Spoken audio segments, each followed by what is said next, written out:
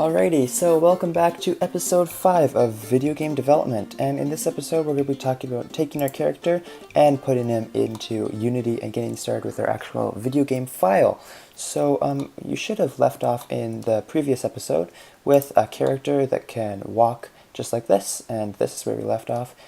So the first thing that you need to make sure that you have when you're exporting your character is you want to make sure you have an idle animation so that he just stands perfectly still. And I created a quick running animation off screen as well, which is basically just a sped up version of the walk animation. So it would probably be best if you had some of those prepared, and that would just make the process a little bit easier for you. So once you have those animations built up and ready, what we're going to do is we're going to select our player, and we're going to click File here, and we're going to click Export, and then mouse over to FBX here. So we're going to export our file, our player, as an FBX file, and you can save that wherever you want. So I'm just going to call this my player, and I'm going to save that to whichever file you want to save that to, and you can just click Export FBX. Okay, so just a quick side note here before we jump into Unity real quick. You have to make sure that your player is facing the right direction. Otherwise, when you import him into Unity, you'll come across a lot of issues with code. I actually already recorded this episode and did it all wrong. I didn't realize until the end because my character was created wrong. And I'm not expecting you to go back and create your characters again from scratch, but just be aware of this, so for future, you can fix it however. So if you look at my character right now, he is facing on the y-axis. So this is this green line.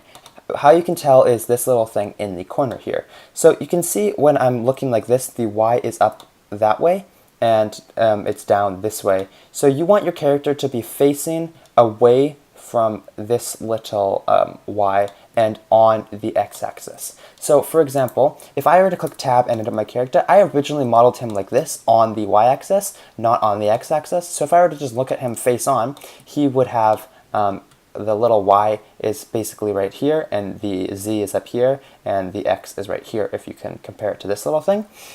So all you need to do is to make sure that he is facing the right way. When you're animating him, when you right click on your animation and go into pose mode, just select everything and then click R. So when you're on your keyframe, click R, click Z, and then rotate him by 90 degrees, however much you need to. So right now, this is how my character was before. I had to just rotate him on the Z axis, negative 90 degrees, and then just reinsert your keyframe just by selecting everything and pressing I. Do that for all of your different frames so that he's facing in this direction.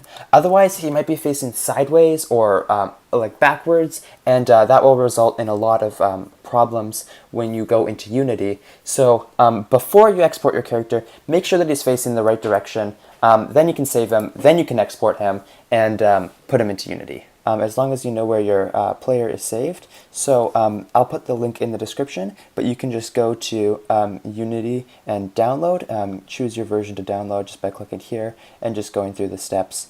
Personal works perfectly fine. You can just click try personal. That's what I'm running, and then just make sure that you have your correct version downloaded. Once you have all that prepared and downloaded, you'll run through the installer, and it will install Unity and mono-develop on your computer by default, and that's perfect. That's just what we want. You may launch into a different Unity interface that doesn't look quite like this. You may be running Unity Hub, and that's okay as long as you just find a way to create a new file for our game. So we're going to create new. We're just going to call this whatever we want. So I'm going to call this Sail Video Game. And then you can save that to wherever you want. So I'm just going to create a new folder here and just call this Sail Video Game, and then plop that under here. And you can put that wherever you want. And then I'm just going to find that folder right here and save my game into that folder. You can save your game wherever you want, it doesn't actually matter. I just prefer to organize these things this way. And make sure it's in 3D and create new project. And that's fine. You can leave all the settings just the way they are. That should work out perfectly fine.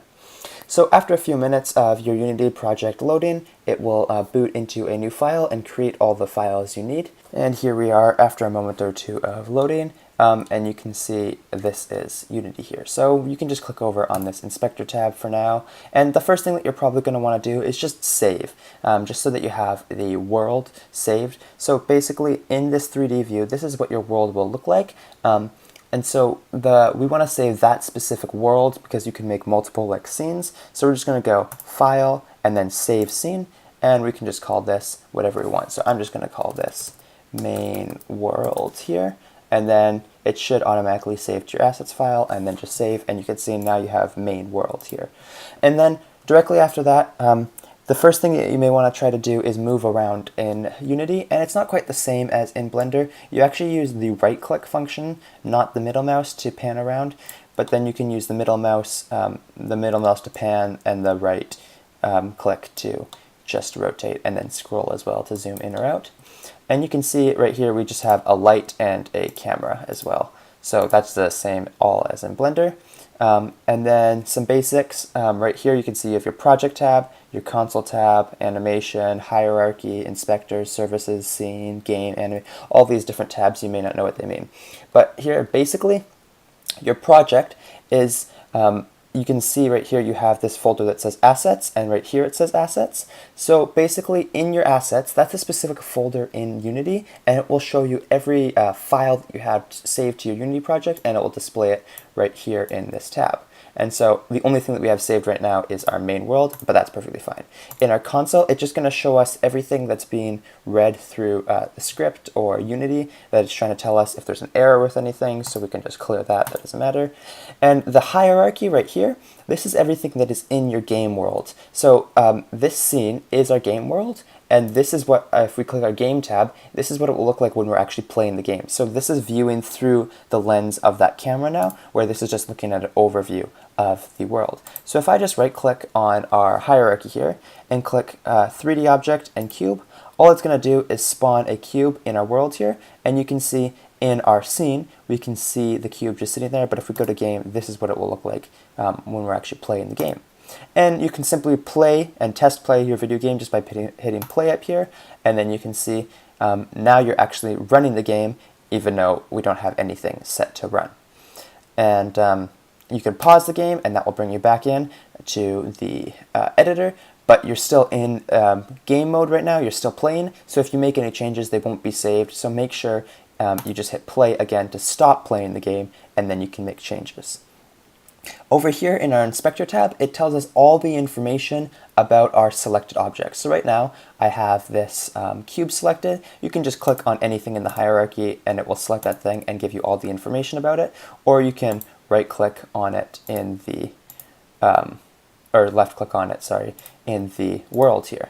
And then that will just show us all the information. So for example, for a cube that we just spawned in, it has a box collider, it has a mesh filter, and a mesh renderer, and a default material, but none of that actually matters for now. We can just delete that cube. And make sure we save as well, just consistently by hitting Command S or Control S if you're on Windows. So the first thing that we're going to want to do with our Unity project is import our character that we just exported. And so if we go to our files here and we look around for the file that we just saved, we should have somewhere in your files, I exported a player FBX, and wherever you saved your FBX file to, you can just find it and then drag it directly into Unity, and then it will appear in our assets window. And so now this is our player, and if you click this little arrow, you can see it has all the information about our player. So the armature, those are the bones, remember, the cube, so the actual mesh of our player, and all the different animations. You can see idle animation, run animation, and walk animation. So the first thing that we can do just by starting off is taking our player and dragging it into the hierarchy, and he'll automatically appear in our world there. And you can see there's our player that we've created. And if you click here, you can see you have your armature and you have your cube, which is just your mesh. And you can preview your animations right here as well just by clicking on your player in the assets and clicking play. You can see this is what the idle animation looks like. This is what the running animation looks like. And here's what our walk animation looks like. And that's all pretty simple stuff. So the first thing that we're going to want to do once we have our player imported into the world, first we're going to set up our player so that he's ready to be coded with, or he's ready to actually have his animations controlled through code. So we're going to right click down here and we're going to click create, And we're just going to find this one that right here that says animation controller and click it, and it's going to create a new animation controller. I'm just going to call this player animations. You can call it whatever you want as long as you know that this is the controller for the animations of our player. Now we're going to double click it, and it's going to open up our animator window here. And if we just go over to our player, we can click on our idle animation and just drag that one in first, and it's going to go orange, meaning that by default it will always be playing our idle animation. And then we can just drag in our other ones as well, our run animation here and our walk animation. And the first thing that we have to do is set up our animations to make sure that they're going to run properly. So you can see right here, if I just click on idle animation, it has some settings here, but they're faded out. So I'm going to go over to this run animation and just click edit. And when we're animating our animation, we don't want it to only play once. We want it to continue to loop as many times until we tell it to stop looping. So we're just going to click loop time here and then click apply. And then I'm going to click walk animation and click loop as well and click apply. So that way our walk animation and our run animation will always be looping as long as we have them activated, basically. So going back over to our animator window here, I'm going to right click on idle animation and click make transition, and it's going to have this little arrow here. I'm just going to click on armature run, make transition, and walk, and then I'm just going to right click on the walk here and make a transition back to idle. And what this is doing is saying by default we're going to use this idle animation, and through these conditions we're going to tell it through code to run or to walk.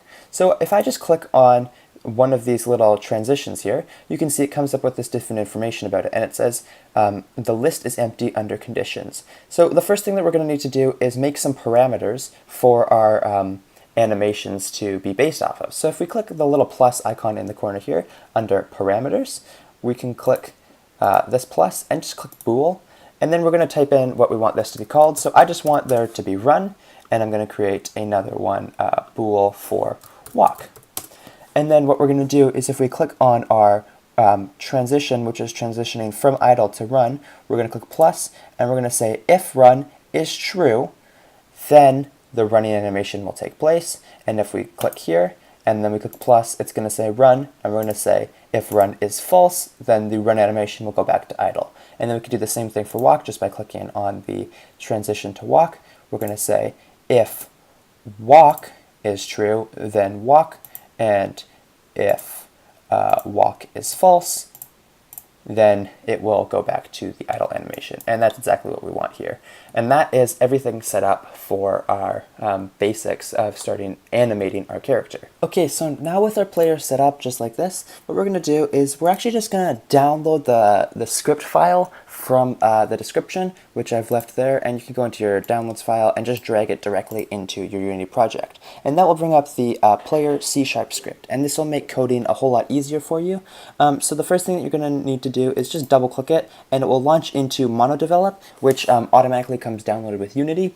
And so this is the program that you can use for coding. And I can just explain everything that's going on. I tried explaining it all through a tutorial, but it was quite complex and didn't make much sense. But basically, here's the introduction to what you need to know with getting started with code, because I don't expect you to understand all of these functionalities and everything. But basically, what we have on our player is a bunch of different variables that can be accessed through code.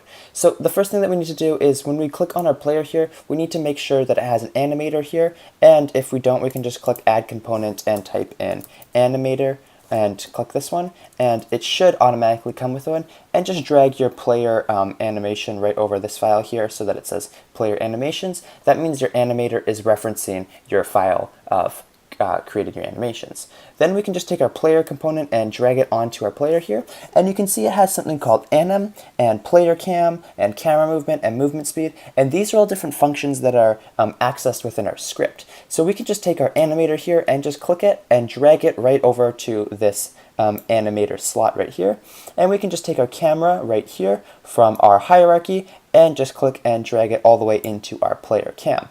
And in this script, I have support for both third-person and first-person character movement, so you don't have to worry about that. If we go into MonoDevelop here, you can see we have public animator anim, public float, for our camera movement and our regular movement, and camera for our player cam. And so basically what these are is these are accessible variables through your script. So your script here is saying basically at the top, it's saying all information about your script and how it's going to run, and then this is all the code that's actually running in your code. So right here we say using system.collections, system collections generic, using Unity engine. That basically means that this code is running off of the Unity engine and its functionality. Then here we have specific information about this specific block of code. So it's saying this is a public class named player, so our script is named player, and it's deriving from mono behavior. And then you can have all these different public variables right here, which are the same four that we can access right here, if you noticed. And then we have void start and void update. And so basically a start function is something that runs once right at the beginning, and that's it. It only runs the one time when you start the game, and then it stops. An update function is something that runs every single frame when you play the game. So you've heard of games that start with 30 frames per second or 60 frames per second, and you talk about having different frame rates and how good your computer is and all that.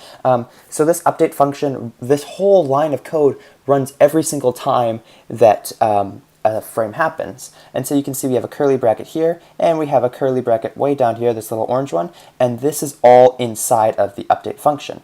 And if we have two little slashes here and it's grayed out like this, that just means it's a comment. So right here you can see we have WASD controls. And so these are the controls that are controlling our player movement that I just coded out quickly for you. And this is running, and then we have this is first person camera, or this is first person camera, and this is a third person camera. And so what we can do is if we're running a third person, you can just delete these little slashes here, and it will make this code work for third person, and then you can just get rid of all this code and delete it just by simply going like that. Or if you want to have a first person camera, you can just take the third person and just delete it, whatever works for you. I'm going to set my game up for first person for now, and then I can show you how to run third person after. So basically what we have here is when we're telling code what to do, we can't just say, oh, player move WASD controls. What we need to do is we need to say if the player that's playing the game presses the key code of W, so that means the W key on your keyboard. So if you get that input, then we're going to transform the position of our character forward times our movement speed. And so our movement speed is a float that we set up here called 7, and our camera movement speed is a float called 150. So all we're doing is we're moving our player the amount of times per second, that's what time.delta time means. We're moving our player per second the amount of time that we have set right here, which in this case is 7. And we can change that in Unity just by changing this 7 to a higher number if we want our player to move faster. What we can also do is, I'm just going to make a quick edit here. Right here in our running, we're saying set our movement speed to be 15, or else, so if the player is pressing the left shift button, set our movement speed to 15, or else, if we're not, set it back to 7. And then this is just saying anim.setBool. So these bools that we made in our animation, you see how this is a bool? It's saying set bool to true or to false. And so when we're running by pressing left shift, it's going to set the bool walk to false, and it's going to set the bool run to true. Or else, it's going to set the bool run to false, right? And so all this is doing is saying set our movement speed to our new movement speed, and we can control this through code up here. So if I just take this, and I can show you right here, it's as easy as just saying public. We're going to create a new float, and we're going to say, or even not new movement speed, but maybe run movement speed. And we're going to set that equal to 15.0f. And so we're setting our movement speed for a run to 15. And so rather than saying set this to our new movement speed, we'll say set this to our run movement speed. And we can say, that way we can specify our run movement speed and our walk movement speed later on. And so all this is doing is saying if you press the W, move forward. If you press the A, move to the right. If you press the S, move negative forward or backwards. And if you press D, move negative right or left. And then all that's doing is saying set our walk animation to true when we're moving.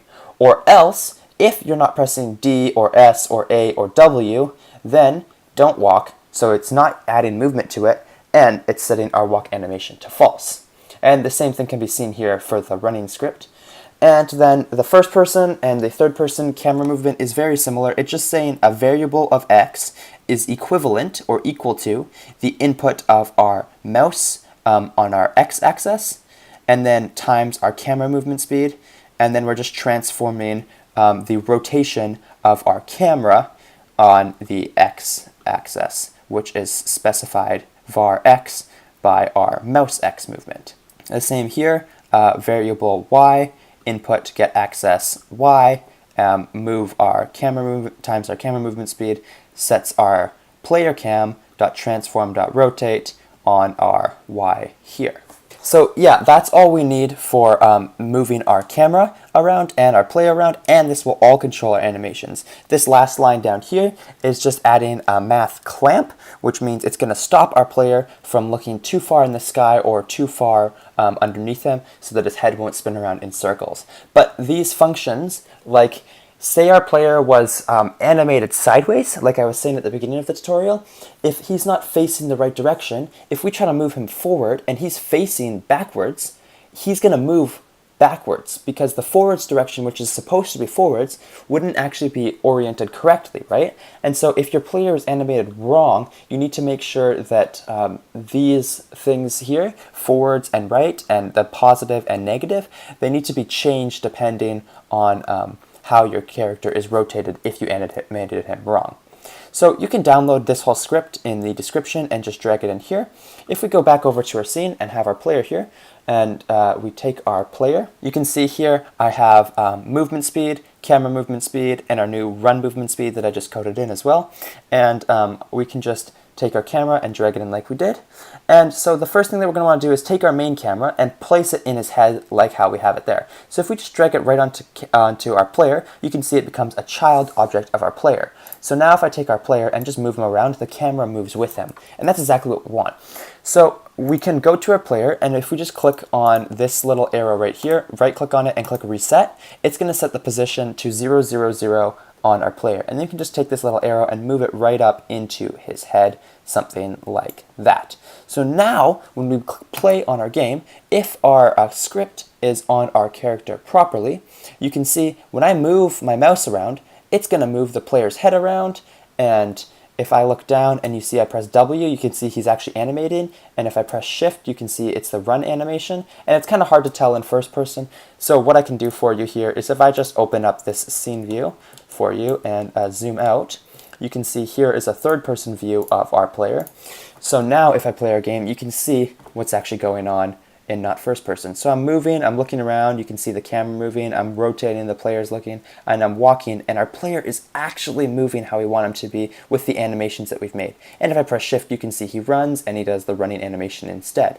And so that's exactly how we want our character to move, how we made him, how we designed him to move, and that's awesome. That's exactly what we're looking for. So just quickly make sure you save there. And now we're gonna want to add a ground as well, because right now our character is just floating in the middle of nowhere. So if we just create a 3D object and a cube here, you can see it's going to spawn underneath our player. We can just click and drag it out and collapse our player here. And let's just call this the ground. And so where this cube has spawned right in the center of his head there, I'm just going to right click here and click reset so that it's at his feet. And I'm going to drag it down a little bit. And we can set the scale of this way bigger than it is because this ground is very teeny right now. So I'm just going to set the scale on the x-axis maybe to something like 20, And on the y-axis, maybe something like 20 as well. Oops, that is the wrong axis. Set that back to 1. Set our z-axis to 20 there as well. And so now we have a little bit of a ground for our player to stand on. And our ground has something called a box collider on it. So our player will automatically collide with him because this has a collider as long as our player has a collider as well. But if I click on our player here, you can see there is no collider. There's nothing but the animator, the transform, and the player script. So the first thing we're going to want to add is a rigid body. So if we just type in rigid body here and click, make sure that you have the right one, you can say you can see that we have use gravity selected here. So now if I click check, gravity is going to get applied to our player, and he's automatically going to fall through the earth and fall to his doom. And you're going, well, what? Why did that happen? Because remember, our player didn't have a hitbox on him. So now if we just type in box collider, you can see here comes our box collider.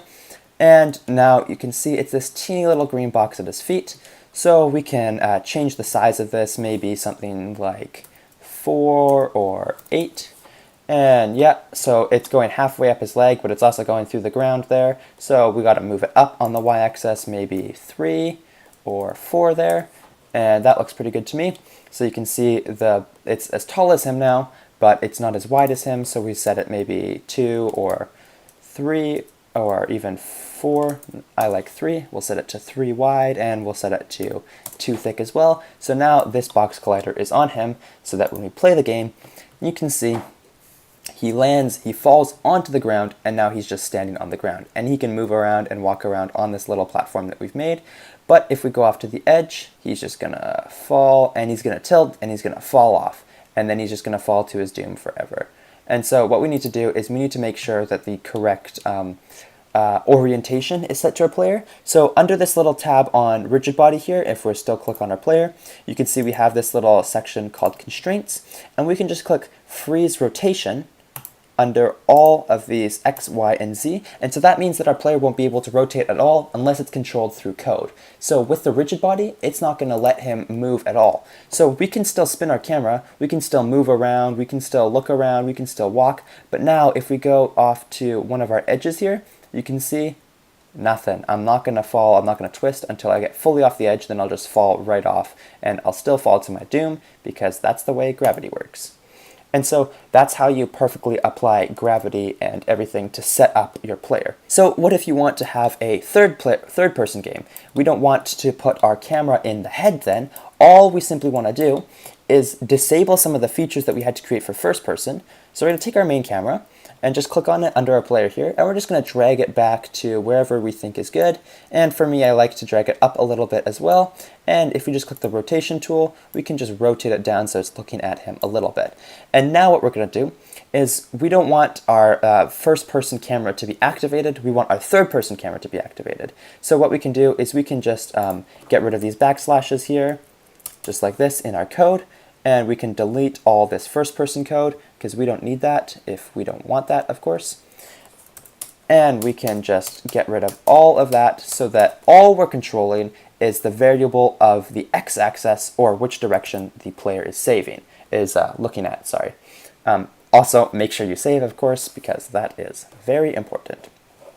So we're refreshing here, we're loading, and we have no errors. Perfect. If we go to our console here, you can see just hit clear, no errors affecting us currently. So now if we hit play, you can see whichever way I rotate my player, he's still going to rotate that way, and I can still walk, but now it's just not controlling the up and down movement, it's just always looking at my player, which is perfect. That's exactly just how we want our third person. And everything else works the same. If you press shift, you can see he runs. Sometimes he's running on the spot, but that's okay. As long as you make sure that you have all your animations set up correctly and your loop time and all of that. And yeah, that's how you get player movement, animation, all of that stuff working in this game. And it can all be done through code the same way that we have just done here.